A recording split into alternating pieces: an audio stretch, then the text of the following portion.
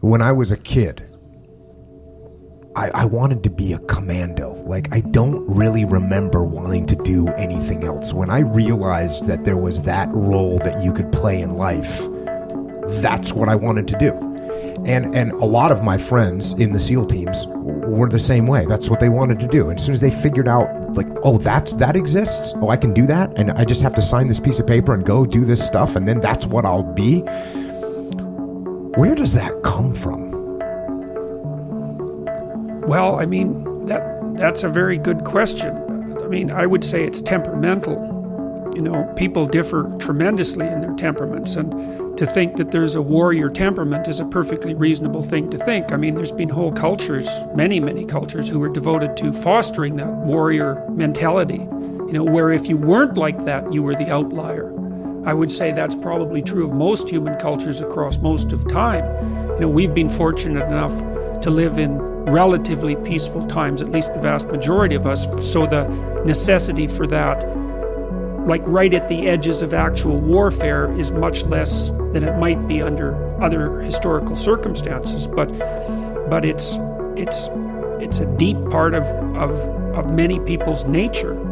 And so the question is, what do you do with that, right? And I mean, one alternative potentially is criminal behavior. And, you know, the fact that so many people like watching movies about bad guys, you know, is an indication of how attractive that is to people. And I think the reason for that is that, well, Nietzsche observed at one point that most of what people regard as morality is just cowardice. And what he meant by that was that people don't do bad things not because they're good, but because they're afraid to do the bad things.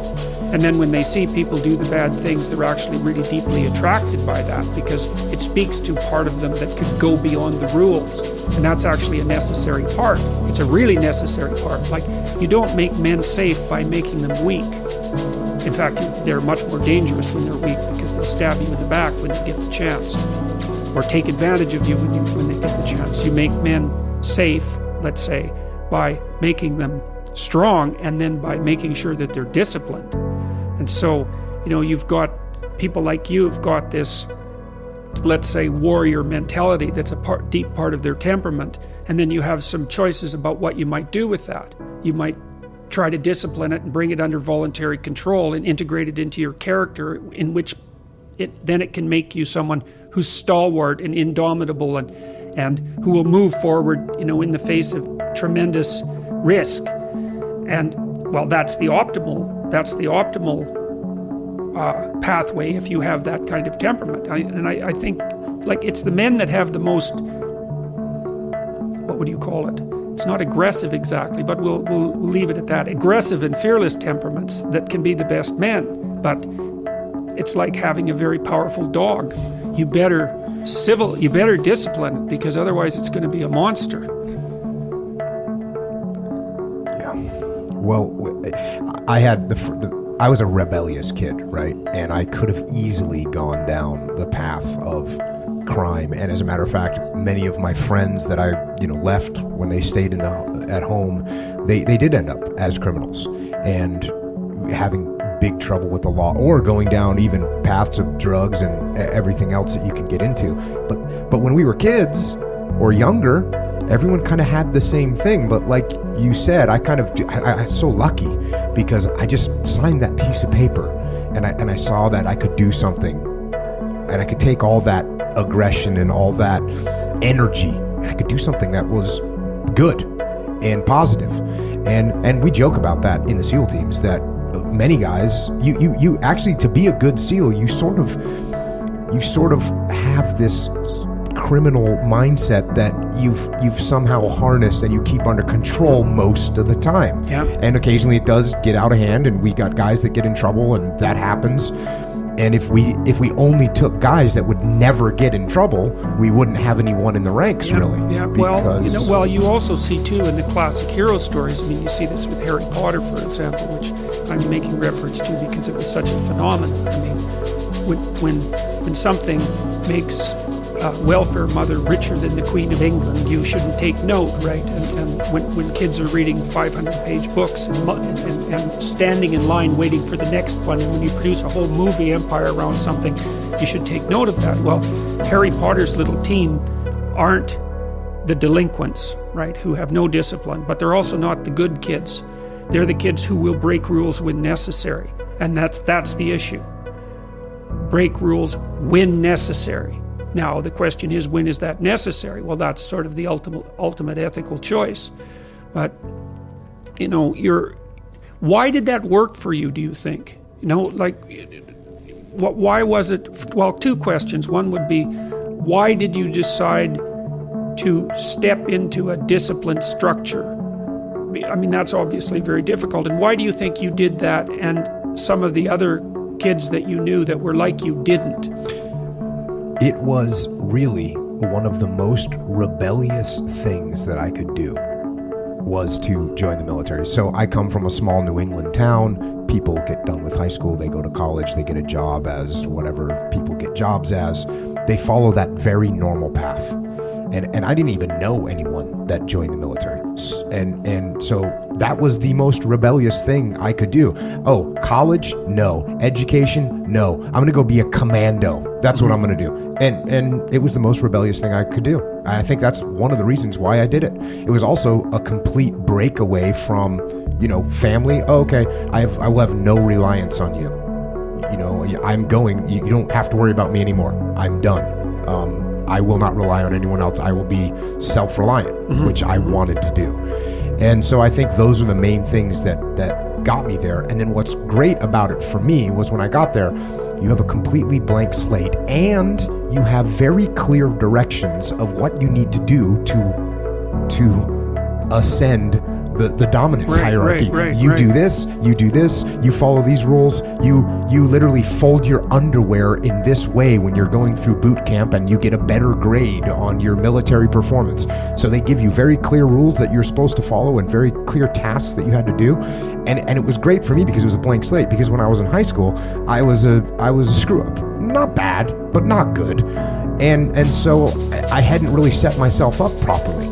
And now all of a sudden, all I had to do, that was all gone. It didn't matter. The past did not matter at all. I had a completely blank slate. If you do this stuff properly, you'll do well, and you'll ascend that. Yeah, well, that's a very interesting thing, because then it's not merely a matter of following a set of arbitrary rules.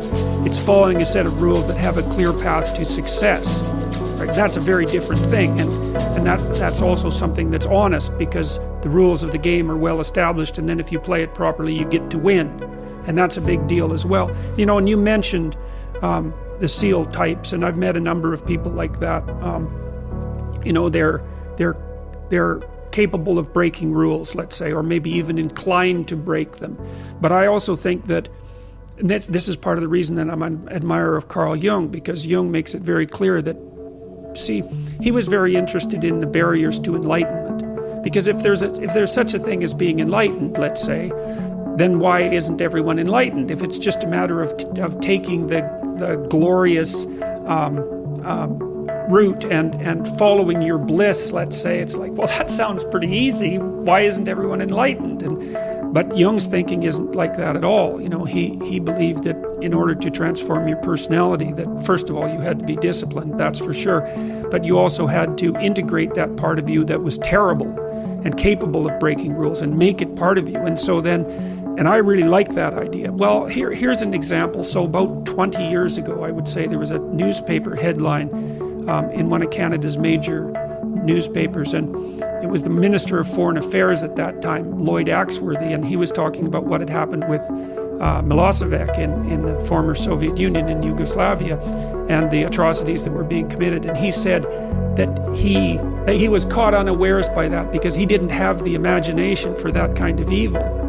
And I thought, well, you know, you think that what you're doing is signaling your virtue by making a statement like that. But from my perspective, all you're doing is stating your cowardice and your historical ignorance, because if you're going to be Minister of Foreign Affairs, you bloody well better have imagination for that kind of evil. Because if you don't, then anyone who does wins. They beat you.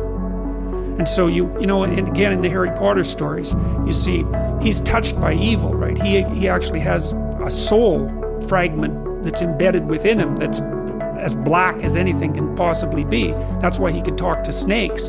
But without that, he wouldn't be able to have any victory. And that's exactly right psychologically. Unless you can think the way that an evil person thinks, then you're defenseless against them, because they'll go places you can't imagine, and then they win. And so the best men I've met, it was interesting even when I was in junior high and high school, because most of my friends dropped out, by the time they were grade 10, thereabouts. And a lot of them were guys who developed physically. They're pretty powerful, and they're just damn sick of putting up their hand to go to the bathroom. It's like, they're not doing that anymore. One of my friends got kicked out when he sort of challenged the gym teacher, physically. And the gym teacher, he could do an iron cross. He was a tough guy, and so it was no trivial matter for my friend to stand up to him, but he got expelled anyways. But, I noticed that it was often the kids whose character I admired that either quit or got expelled, and they were the tougher guys who were just sick and tired of following rules that didn't take into account their character, and then they'd go off and work in oil rigs or whatever, and you could do that in Alberta at that time. And that was really hard work, so it wasn't like they were necessarily taking the easy path. But like, a harmless man is not a good man. A good man is a very, very dangerous man who has that under voluntary control. And